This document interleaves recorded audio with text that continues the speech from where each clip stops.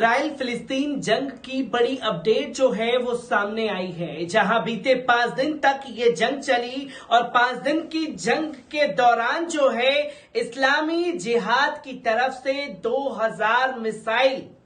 Israel के ऊपर दागे गए हैं। जहां इजराइल भले ही बड़े बड़े दावे करता हुआ दिखाई दे रहा है, पर इजराइल ने इस्लामी जिहाद के इस कदम का लोहा भी मान लिया है और ये कहने पर मजबूर हुआ है कि इस्लामी जिहाद की तरफ से जो उसके ऊपर मिसाइलें दागी गई उस पर यहूदी भी शहीद हुए हैं,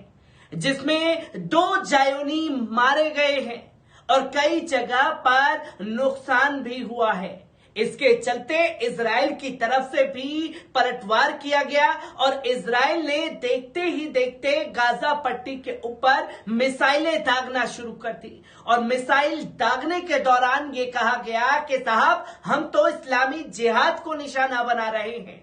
पर जिस तरीके से आतंकी घटना को अंजाम दिया गया, खासतौर पर इजराइल के द्वारा, उस चेहरे को लोग हर बार देखते हुए दिखाई दिए, जहां इस्लामी जिहाद के बहाने 150 मजलूम फिलिस्तीनियों को घायल करने का काम भी इजराइल के आतंकी सैनिकों द्वारा किया गया और इजराइल के आतंकी सैनिकों ने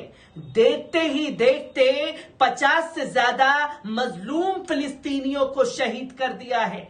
और 2000 रॉकेट जो दागे गए इस्लामी जिहाद की तरफ से, उसने खुल करके आईना दिखा दिया है, खासतौर पर इजराइल को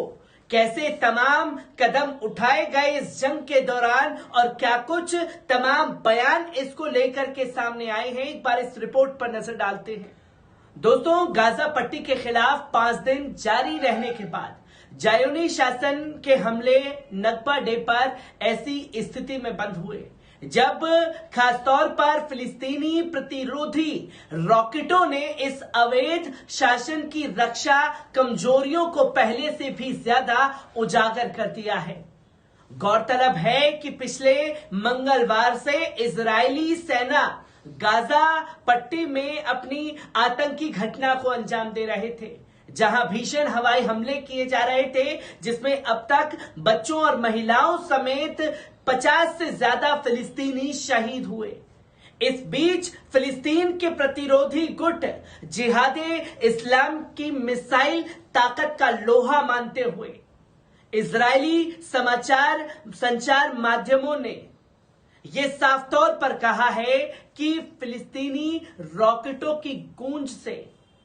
पिछले 5 दिनों से इजराइल में जनजीवन अस्त व्यस्त होकर के रह गया है। इजराइल के वायु हमलों के अगले दिन फिलिस्तीनी प्रतिरोधी गुटों ने भी जवाबी कार्रवाई करते हुए आजाद बदला नामक अभियान की शुरुआत कर दी और 1000 से ज्यादा रॉकेट फायर कर इजराइल की सबसे ज्यादा कारगर मानी जाने वाली वायु रक्षा प्रणाली आयरन डोम की असफलता ने भी जायोनियों में खौफ पैदा कर दिया और इजराइल को डर सताने लगा। इजराइल के एक सैन्य अधिकारी एलन इतबार ने कहा कि गाजा से फायर किए जाने वाले रॉकेटों ने हमें बड़ा सदमा और व्यापक नुकसान पहुंचाया है। इस युद्ध की 2 आयामों से समीक्षा की जा सकती है। ये ठीक है कि इस युद्ध के नतीजों में गाजा में जानी और माली नुकसान ज्यादा हुआ है, पर दूसरी तरफ फिलिस्तीनी प्रतिरोधी गुटों ने, जो कि जायोनी शासन को भारी नुकसान भी पहुंचाया है,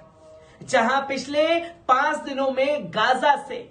1500 रॉकेट फायर किए गए, जिनमें 1139 रॉकेट इजराइल की वायु रक्षा प्रणाली को भेज दिया, जहां इजराइल का कहना है कि फिलिस्तीनियों की जवाबी कार्रवाई में अगर हमने 1100 मिसाइलों को टारगेट करके रोक दिया है तो 400 मिसाइलों ने 75 लोगों को जख्मी भी किया है और 2 लोग भी शहीद हुए हैं। 294 रॉकेट इजराइल पर दागे गए, जो जिहाद इस्लाम के हथियारों के भंडार को टारगेट करता है। दो जायोनी शासन की वायु रक्षा प्रणाली ने 1/4 से भी कम रॉकेटों को इंटरसेप्ट भी किया। यह मुद्दा सामान्य रूप से जायोनी शासन की वायु रक्षा प्रणाली की कमजोर स्थिति को भी दर्शाता है।